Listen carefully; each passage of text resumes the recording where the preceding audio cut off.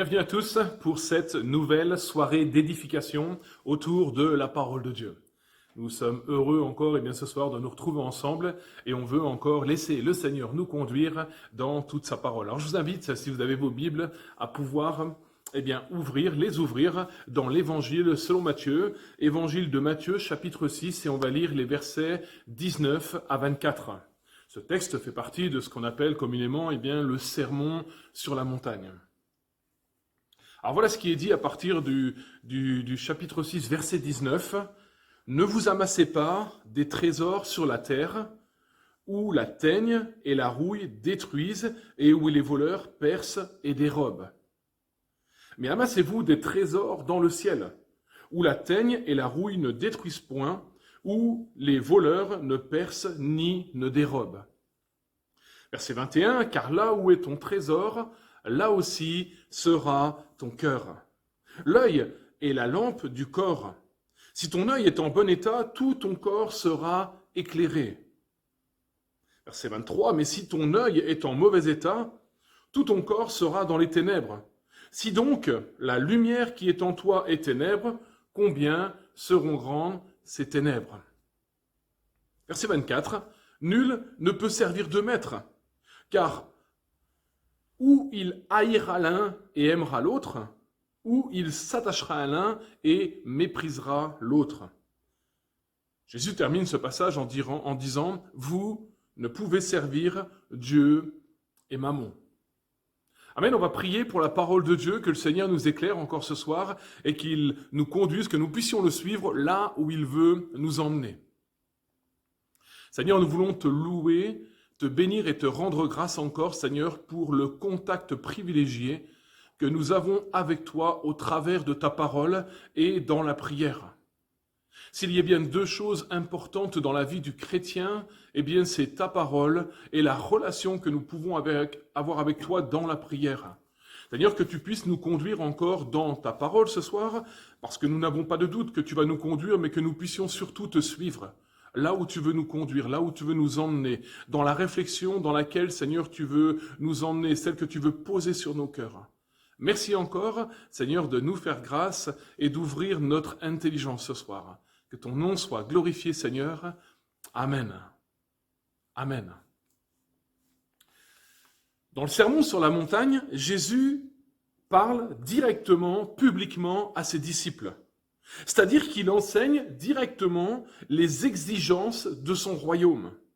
Il invite chacun d'ailleurs à se positionner pour ou contre. Il détaille clairement les règles de la vie des enfants du royaume. Vous et moi, nous le sommes devenus quand nous avons fait la paix avec Christ, quand nous nous sommes repentis. Nous sommes devenus de nouvelles créatures et en même temps, nous sommes devenus fils et filles du royaume. Dans notre texte d'introduction, ce texte que nous venons de lire, Matthieu chapitre 6, versets 19 à 24, Jésus commence par deux impératifs. Un qui semble négatif, l'autre positif. Ne vous amassez pas, et Jésus dira après, amassez-vous. Il n'y a pas de contradiction, puisque Jésus ne parle pas des mêmes choses, en tout cas de la même direction. La parole de Dieu a ce but global de nous conduire sur le bon chemin. Celui qui mène à Dieu. Et en même temps, le chemin que nous devons emprunter lors de, notre pérégrination sur cette terre. Il y a différentes voies qui nous sont proposées, mais nous voulons croire encore ce soir que Dieu veut nous indiquer la bonne voie, la voie à suivre. Il est important de considérer avec la plus haute attention les paroles de Jésus. Il est Dieu, je répète ce soir, Jésus-Christ est Dieu. Et c'est exactement ce dont nous avons réellement besoin. Le Seigneur ne se trompe pas, lui il sait. Parfois nous croyons savoir, et d'ailleurs nos investissements nous trompent, et j'y reviens après, mais Christ sait exactement ce dont nous avons besoin. Il sait exactement quels sont les besoins réels de nos vies. Que nous puissions ce soir encore, lui faire confiance. D'entrée, Jésus fait une différence, entre le ciel et la terre, entre les caractéristiques terrestres et les caractéristiques célestes. Il est dit dans ce passage, nous l'avons lu dans les 2 premiers versets, versets 19 à 20, « Sur la terre, sur cette terre, la teigne et la rouille détruisent, et les voleurs percent et dérobent. Dans le ciel, la teigne et la rouille n'ont plus d'effet, et d'ailleurs, les voleurs n'y seront même pas présents. Que Dieu soit béni. » Remarquons qu'en général, pour reprendre le thème du trésor avec lequel Jésus nous interpelle dans les versets 19 à 20, en général, quand il s'agit de placer des biens financiers, on regarde toujours au placement qui est, premièrement, le plus sûr, deuxièmement, celui qui rapporte le plus. Et je dirais aujourd'hui plus encore, vu les conditions dans lesquelles nous vivons. Avant de parler d'autre chose, eh bien, Jésus semble donc nous dire quelle est la voie la plus sûre, l'endroit, la banque la mieux gardée. Eh bien, c'est celle du ciel, selon ce que nous dit Jésus. Et nous pouvons l'expérimenter, nous allons l'expérimenter. Le monde dans lequel nous cheminons est constamment préoccupé par des questions liées aux biens matériels et périssables. La Terre se réchauffe-t-elle? Des grandes questions. Est-ce que cela va créer un cataclysme et engloutir certains continents? Comment sauvegarder notre planète, le mode écologique, et en même temps sauvegarder nos dividendes? Allons-nous vers une 3e guerre mondiale? Et si cela devait être, alors allons-nous tout perdre? Ou encore, malgré la pandémie, vais-je pouvoir continuer à faire ce que je faisais avant? Va-t-on retrouver enfin notre niveau de vie précédent, etc., etc., tellement de questions. L'homme a des craintes dans son cœur liées à ce qu'il a, en premier, mais aussi à ce qu'il voit.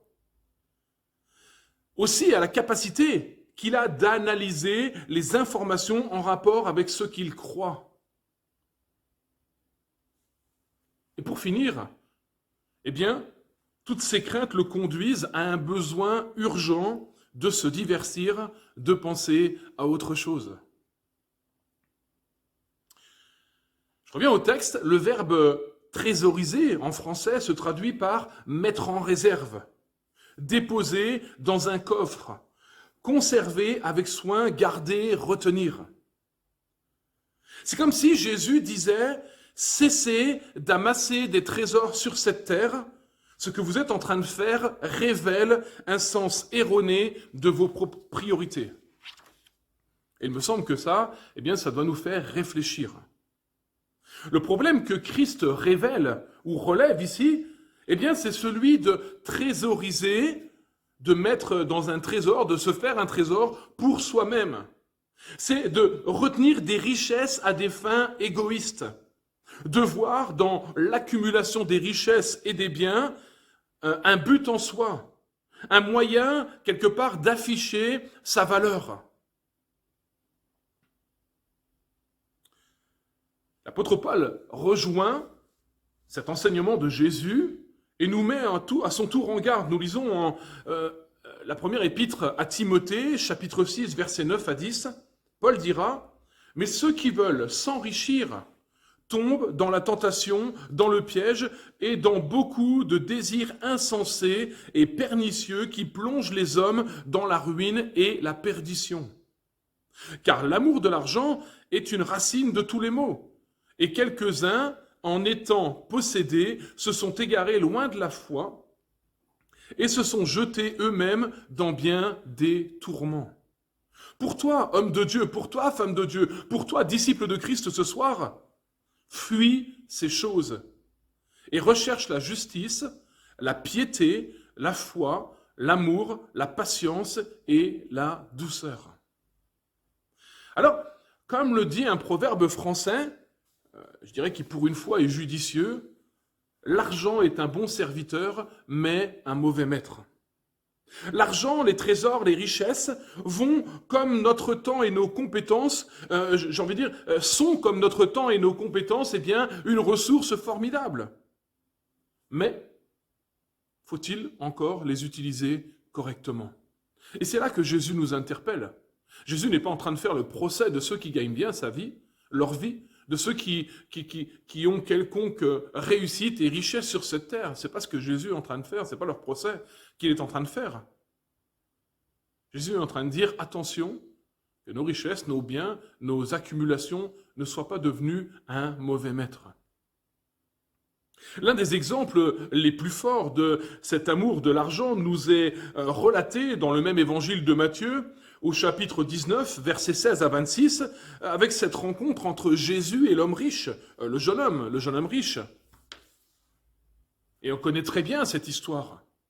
On connaît comment ça se termine. Cette histoire est si saisissante, eh bien il me semble qu'elle doit nous faire réfléchir réellement quant à notre attachement, à nos possessions et au travail que nous fournissons pour des possessions qui, je le rappelle encore, comme avec la parole de Dieu ce soir, ne resteront que terrestres. Nous n'emmènerons rien avec nous. Mais d'ailleurs, quand nous remplissons nos coffres-forts terrestres, eh bien malheureusement, et souvent, parce que l'état d'esprit n'est pas le bon, nous appauvrissons nos coffres-forts célestes. Le thème de cette pensée ce soir, c'est « Remplis-tu ton coffre-fort céleste » Où en es-tu avec ta fortune du ciel, avec ta richesse spirituelle?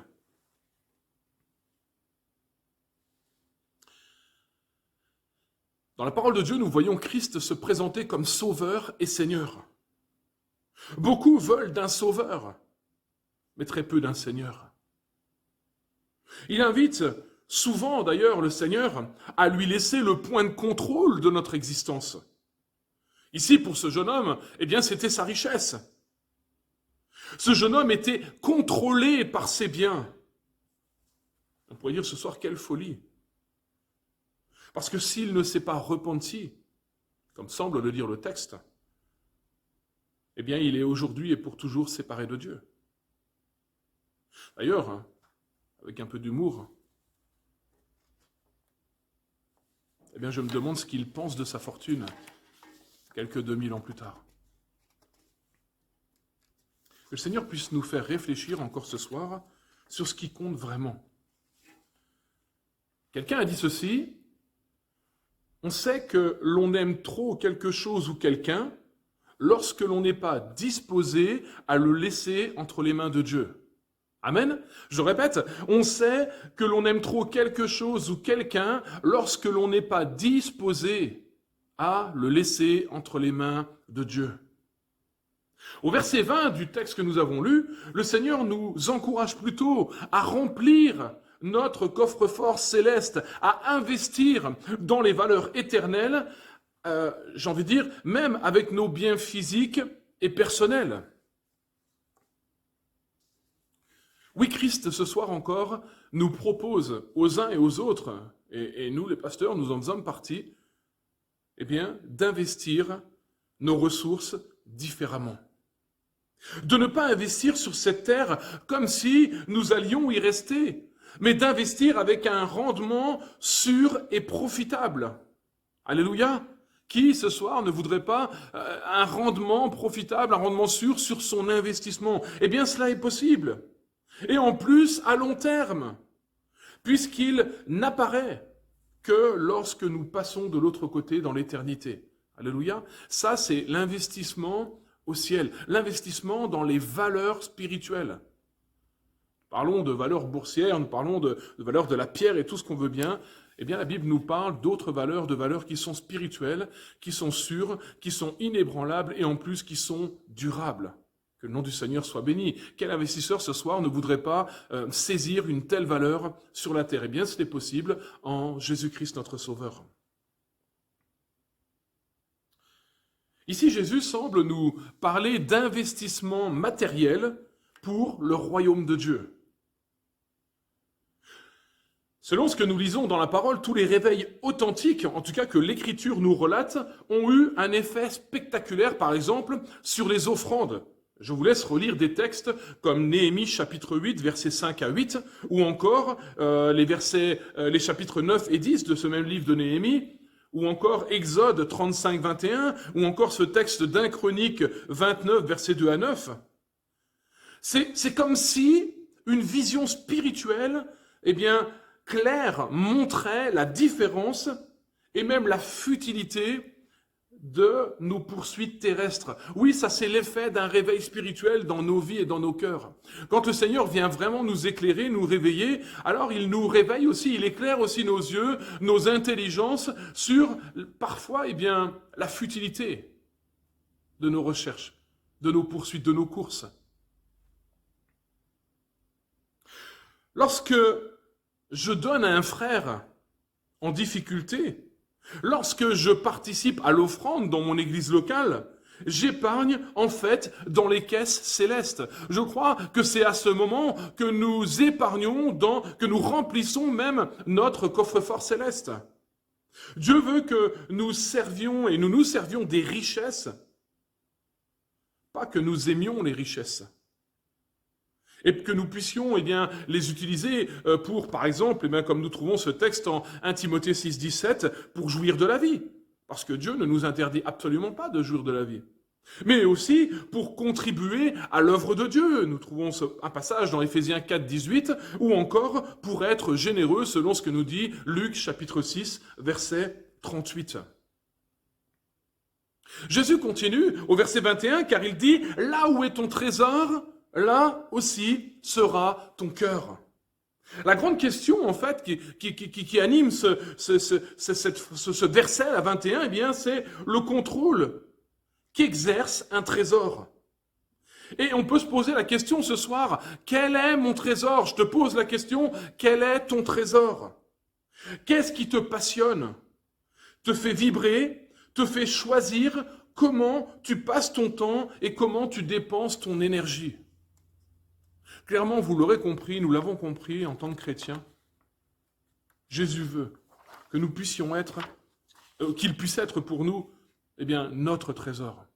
Afin que ce soit lui qui génère nos passions et qui nous fasse avancer encore un peu plus vers lui. Que ce soit ce trésor qui est Jésus, eh bien, qui nous fasse vibrer, qui nous fasse faire les choix qui vont vers lui, mais aussi qui nous indique, eh bien, le temps que nous pouvons et nous devons passer avec lui. Que le Seigneur soit béni, que Jésus redevienne, si ce n'est plus le cas, eh bien le centre, le trésor de nos vies. Parce que là où est notre trésor, là aussi sera notre cœur. C'est ce que dit Jésus. Alors je continue sur ce passage que nous avons lu ce soir et on arrive sur deux versets qui semblent à première vue ne pas correspondre à ce que Jésus est en train de dire ou sur le thème que Jésus est en train de parler et qui, vous l'avez remarqué comme moi, sont insérés entre les versets 19 et 21 où Jésus nous dit « Ne vous amassez pas des trésors sur la terre, mais plutôt amassez-vous des trésors dans le ciel ». Et le verset 24 avec lequel nous terminerons, où Jésus dit « Nul ne peut servir deux maîtres ». Ici, il y a la même pensée. Jésus, en fait, commence par un thème. Il va insérer ces deux versets 22 et 23 qui vont nous parler de l'œil, et on va en parler maintenant. Et puis, il revient en terminant et en nous parlant de deux maîtres pour revenir sur ce qu'il parlait au départ des trésors de la terre, des trésors du ciel. Jésus parle de l'œil comme, verset 22-23, donc Jésus va prendre maintenant ce thème de l'œil. Il est dit au verset 22, l'œil est la lampe du corps. Jésus parle de l'œil comme la lampe du corps et des ténèbres et de la lumière. Le corps ne perçoit les obstacles devant lui que grâce à l'œil. Vous avez déjà fait l'expérience, comme moi, que si nous fermons les yeux, nous ne tarderons pas à rentrer dans un mur, en avançant évidemment, nous ne tarderons pas à rentrer dans un mur, ou à dégringoler un escalier, ou même à se tordre une cheville, ou à rentrer dans un poteau. C'est nos yeux qui nous permettent de nous guider. C'est nos yeux qui nous permettent d'avancer, mais d'avancer aussi en sécurité, tout au moins si notre vue est bonne. L'œil, c'est aussi l'appréhension des désirs et des éléments qui nous entourent. Je découvre des choses par mes yeux. Je désire ces choses à cause de mes yeux, à cause de ce que mes yeux voient, mais surtout de la perception intérieure, du signal qui est envoyé de mes yeux vers mon cerveau, vers mon cœur, je commence à désirer certaines choses plus que d'autres. Beaucoup des informations qui orientent ma vie passent par mes yeux. Je crois que vous êtes d'accord avec ça. Que le Seigneur soit béni, il n'a pas fait les choses à moitié. Mais en même temps, bien, Jésus nous dit ce soir, mais quelle utilisation avons-nous de ces yeux? Remarquons que dans le jardin d'Éden, nous lisons qu'Ève vit que l'arbre était bon à manger, agréable à la vue et propre à donner du discernement. Genèse 3, verset 6. Et qu'est-ce qu'elle fit? Elle en prit. Rappelons-nous de ce chapitre 7 de Josué, sur lequel j'ai déjà prêché régulièrement, où Akan vit un manteau d'une rare beauté et un gros lingot d'or, avant de les prendre et de commettre l'interdit. Rappelons-nous que David va voir Bathsheba avant de réaliser son plan. 2 Samuel 11, verset 2. Nous pouvons remarquer ici donc, au travers de ces quelques exemples, que ce que les yeux perçoivent conduisent souvent à un comportement et à une action. L'apôtre Jean présente ainsi cette situation, car tout ce qui est dans le monde, la convoitise de la chair, la convoitise des yeux et l'orgueil de la vie ne vient point du Père, mais vient du monde. Il y a ici vraiment un dualisme entre la chair et la spiritualité. Dieu et Mammon. On va y venir tout à l'heure, cette divinité liée à l'argent. Mais aussi, évidemment, comme le dit Jésus en introduction, un dualisme entre le ciel et la terre. Un peu comme si la chair était dans un état de manque ou d'un appel continuel et qu'elle cherchait l'appui des yeux pour la nourrir et pour susciter, comme dit Jean, l'orgueil de la vie. C'est-à-dire faire comme si elle était la seule importante, la chair. Et que cette vie était, sur terre était la seule importante et la seule à ne pas rater. Le texte nous dit, Jésus dit, si ton œil est en bon état. Le terme grec évoque ici la simplicité, la franchise, le caractère sans détour, la sincérité, l'honnêteté. Il peut se traduire par non artificiel, non mélangé, mais direct, juste. Jésus nous dit que notre œil peut entraîner notre corps et que si notre œil n'est pas honnête, il va générer des désirs et orienter notre corps, évidemment, conduire notre vie, conduire notre être vers ce qui ne sera pas juste et ne sera pas honnête. Une vue intègre, franche, centrée sur Dieu, fera des merveilles dans une vie, puisqu'elle conduira le corps à aller aussi vers ce qui est franc, centré sur Dieu et intègre. Et pour ceci, nous avons besoin du Seigneur. Nous avons besoin que Dieu éclaire nos cœurs, comme le dit le psaume 13 au verset 4. Que Dieu éclaire nos yeux.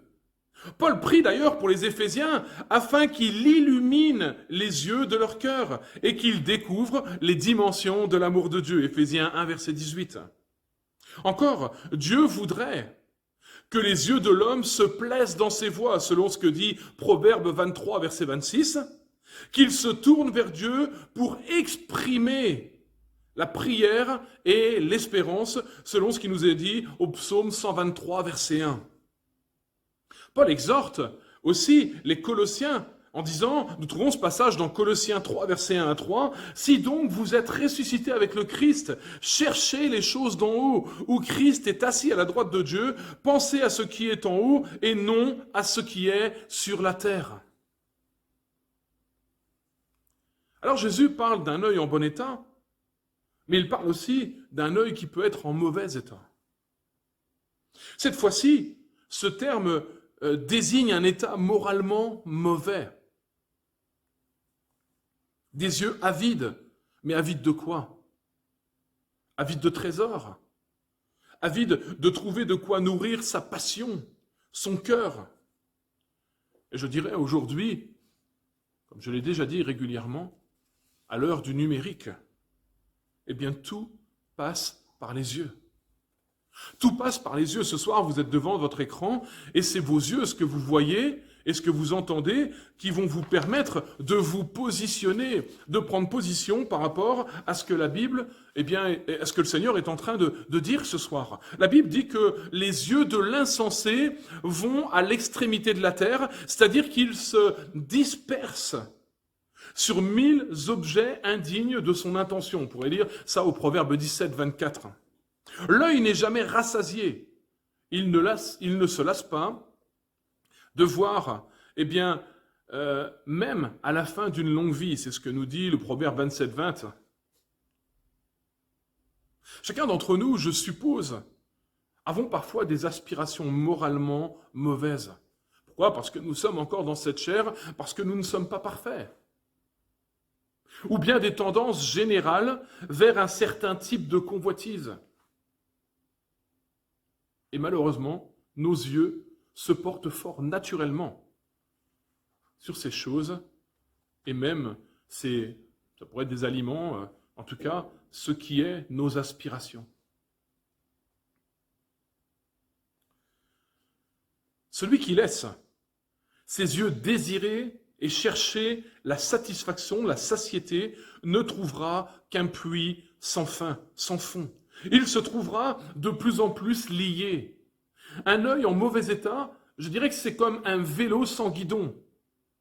Et vous savez comme moi que pédaler, être à pleine vitesse sur un vélo sans guidon, eh bien c'est extrêmement dangereux. Job dit, j'ai fait un pacte avec mes yeux.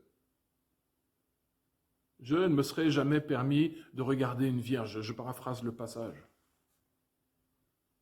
Alors, arrive le verset 24, et on comprend bien pourquoi, en ayant parlé eh bien, de ce regard bon, de ce regard mauvais, pourquoi il est inséré dans ce que Jésus est en train de dire. Pourquoi ? Eh bien parce que les trésors que nous pourrions amasser, les désirs, la volupté, tout ça passe par nos yeux. Remarquez comme moi qu'en général, une personne qui est aveugle n'a pas extrêmement de grands biens autour de lui. Pourquoi ? Parce que ces choses deviennent futiles puisqu'il ne les voit pas. La convoitise des yeux, la convoitise de la chair. Tout ceci étant dit, Jésus termine ce passage en revenant au départ et en personnifiant les trésors en deux entités, Dieu et Mammon. Ce qui nous rappelle les premiers versets, eh bien le ciel et la terre. En fait, tout se résume ainsi. Tu ne peux pas servir deux maîtres. Comme pour souligner qu'il pensait essentiellement aux aspirations matérielles, Jésus parle de Mammon, et Mammon, je le disais tout à l'heure, c'est ce mot araméen qui signifie richesse, propriété. L'argent déifié. En personnifiant eh bien, ce mot, je crois que Jésus pense à ce qui nous contrôle, qui nous motive, qui nous satisfait, qui nous rassure, qui nous donne le sens des valeurs, bref, le Dieu que nous servons. Et ce soir, le Seigneur nous dit encore, tu ne peux pas servir deux maîtres à la fois, tu ne peux pas servir le Dieu, l'Éternel, le Tout-Puissant, et en même temps servir le monde avec ses richesses. Et encore une fois, je reviens sur ce que j'ai dit tout à l'heure, Jésus n'est pas en train de faire le procès de ceux qui gagneraient convenablement leur vie. Ce n'est pas du tout l'objet de ce que Jésus est en train de dire. Le choix devient donc obligatoire. Qui est notre maître ? C'est la grande question qui reste ce soir sur nos cœurs par rapport à tout ce passage, à tout ce que Jésus nous dit. Lorsqu'on recherche à placer ses yeux sur deux objets à la fois, eh bien, comme moi, vous remarquerez qu'on louche. Et c'est compliqué. Mais quel en est le résultat ? Eh bien, on ne voit plus rien clairement. Tout devient confus. On n'arrive plus à prendre les bonnes décisions. En bref, on pourrait dire, comme certains le disent parfois, eh bien, on est dans le brouillard. Je crois qu'une personne, ce soir, vous, moi, et je l'espère, vous en tout cas, une personne qui veut plaire à Dieu de tout son cœur, fixera ses regards sur la voie de Dieu et va obéir au commandement de Dieu. Et en même temps, va mettre en application ce que Jésus nous dit.